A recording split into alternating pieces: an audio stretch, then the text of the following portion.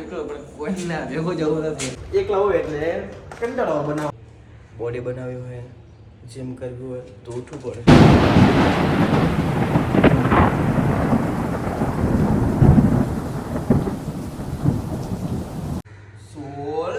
ગુજરાતી સો કેમ છો? સ્વાગત છે મારા ન્યૂ બ્લોગ ડેલી બ્લોગમાં ગાઈસ. તો ગાઈસ સવાર તમારે જય શ્રી કૃષ્ણ, ગુડ મોર્નિંગ. તો જો હું થઈ ગયો છું રેડી અમારે જીમ જવા માટે. તો નીકળી ગયો છું ગાઈસ. તમે કહેતા હશો કે સવારના કેમ ઉઠાતું હશે?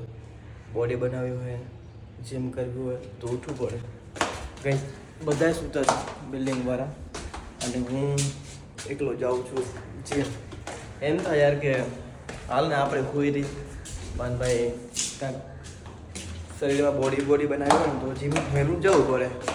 એટલે જાઉં છું. રહ્યો સવારે ઉઠી ગયો છું, ફ્રેશ થઈ ગયો છું ને હવે સીધો જઈશ જેમ જેની કરીશ સારું વર્કઆઉટ.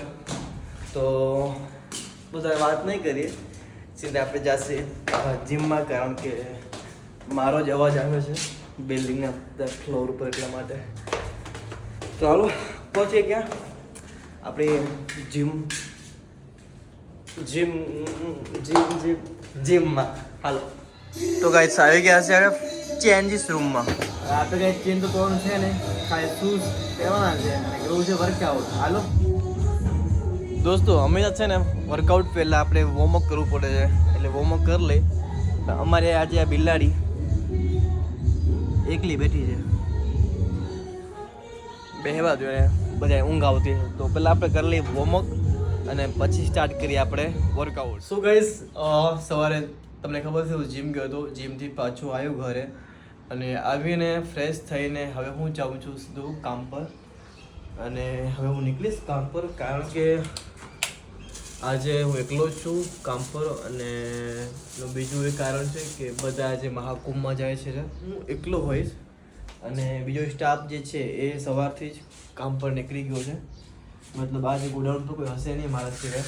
તો હું ફટાફટ ત્યાં જઈશ અને જે પૂજા છે માતાજીની પૂજા કરીને મારું જે ફોલ્ડર છે એ આ બેગમાં લઈને હું નીકળી જઈશ સીધો ક્યાં આપણા એરિયામાં, આપણા કામ પર. તો હાલો પહોંચ્યા ગાઈસ. આવી ગયો છું ઓફિસે. કીધું ને ઓફિસે આજે કોઈ નથી. જો આખી ઓફિસ ખાલી છે, કોઈ એટલે કોઈ નથી. હું એક જ છું અને આ બધું પડ્યું છે એમ તેમ. પહેલાં તો માતાજીની પૂજા કરી લઉં અને પૂજા કરીને પછી આપણે જે આપણું જે બીજું કામ છે એક કામ પર આપણે નીકળી જશું. તો પહેલાં આપણે માતાજીની પૂજા કરી લેવાની, પછી આગળનું કામ. તો માતાજીની પૂજા કરીને હવે હું જઈ રહ્યો છું એરિયામાં. તો બન્યા રહેજો વિડીયોમાં. મળી સીધા આપણે ક્યાં તમને એરિયા.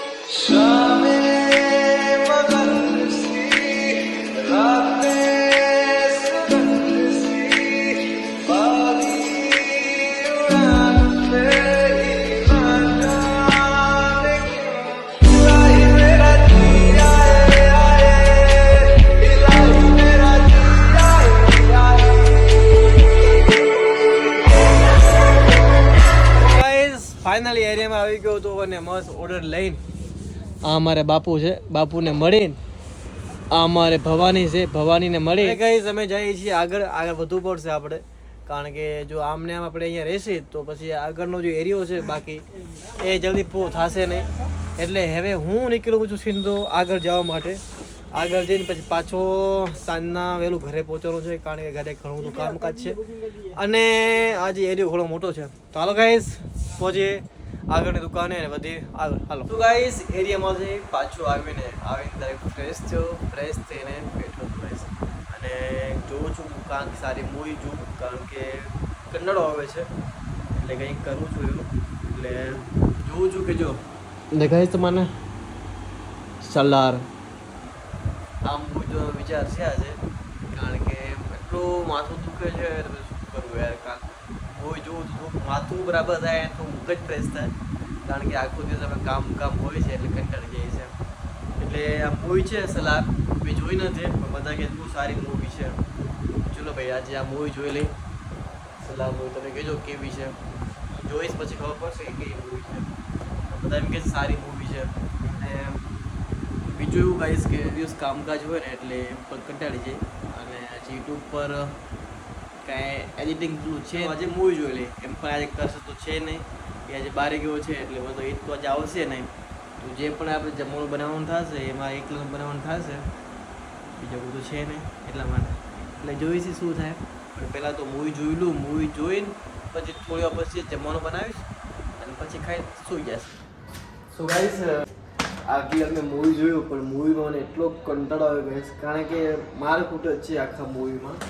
એટલે મને લાગ્યું કે મારકૂટ વધારે જ છે એટલે અડધું જ મૂવી જોયું, અડધું નહીં જોયું મતલબ કે થોડુંક જ જોયું.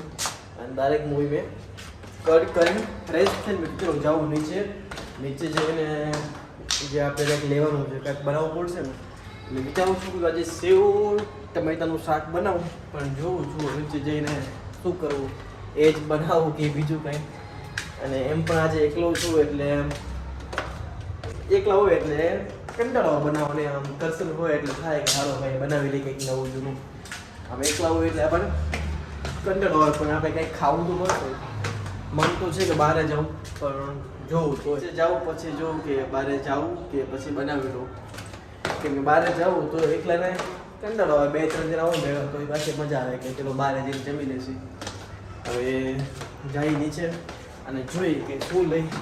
હાલો તો ગાઈસ આપણે કંઈક લઈ લઈએ. તો હું મારા ખ્યાલથી કામ કરું છું. જો અહીંયા છે ને ભુજિયા સેવ છે, આ સેવ લઈ લઉં છું પછી આપણે આગળ વધીએ. ગાઈસ આપણે સેવ લઈ લીધી છે અને આપણે છાશ લઈ લઈએ. અંકલ કેસે હો? કોઈ હે નહીં, વિડીયો ચાલુ હે. ગાઈસ હવે આપણે છાશ લઈ લઈએ અને કેમ કે કોઈ હે તો નહીં, આપણે એકલા જ છીએ એટલે એકલાને જે ખાવું છે પીવું છે એટલે છાશ ને આ સેવ આ લઈ લીધું આપણે. Thank you uncle. અંકલને પૈસા આપીને જઈએ આગળ. તો દોસ્તો આપણે લઈ લીધું છે છાશ ને સેવ. નીચે ગયો એટલે મને એમ થયું કે હવે ફટાફટ બનાવવું પડશે, કારણ કે ટાઈમ વધારે થઈ ગયા છે. હું નીચે ગયો એટલે મારો ફ્રેન્ડને મળ્યો હતો જીમવાળો, એ કે આપણે સાંજના જીમ જઈએ. મેં સાંજના મને પોસિબલ થતું નથી, કામ વધારે હોય છે એટલા માટે. હું સવારે જઈશ તો મને એકલો, મેં હા એકલો પણ જઈશ તો એકલો જ જાય છે, બાકી સાંજના નહીં હોય એમ. તો મને એકલો જીમ વર્કઆઉટ કરી લઈશ. મેં તું કાંઈ વાંધો નહીં ભાઈ, એકલો તો એકલો, પણ કોઈને ભેગો જવું નથી. તો હવે હું જાઉં છું ઘરે જઈને ફટાફટ પહેલાં બનાવીશ જમવાનું અને પછી જઈશ ક્યાં કંઈ નહીં, પછી કરીશ આરામ. તો ચલો પહેલાં ફટાફટ જઈએ આપણે ઘરે ને બનાવી પહેલાં જમવાનું. ગઈશ આવી ગયું ઘરે, 7માં ચડીને થાકી ગયો યાર. હવે મારે જમવાનું બનાવવાનું છે, જમવાનું બનાવેલું અને પછી કરીશ તમારી જોડે વાત. ગાઈસ ફાઇનલી એમનું જમવાનું બની ગયું છે. તમે એમ કહો તમે શું જમવાનું બનાવ્યું હશે, એટલે મેં તમને પહેલાં ઇન્ટ્રોમાં કીધું ને કે આજે મેં સેવ અને ટમેટાનું શાક બનાવ્યું છે. એટલે એ બનાવ્યું છે અને મારે એકને ખાવા કેટલું ખપે, ઓછું, વધારે નહીં. કેમ કે રાતના થોડું ઓછું ખાવું છું જીમના કારણે. વધારે ખાતો પણ હવે ઓછું ખાવું છું, કારણ કે રાતના જીમના કારણે ઓછું ખાવું છું એટલા માટે. તો મેં બનાવ્યું છે જમવાનું અને મેં બનાવ્યું છે સેવ ટમેટાનું શાક. હવે ખબર નહીં કેવું બન્યું હશે, જિંદગીમાં પહેલી વાર એનું શાક બનાવ્યું છે.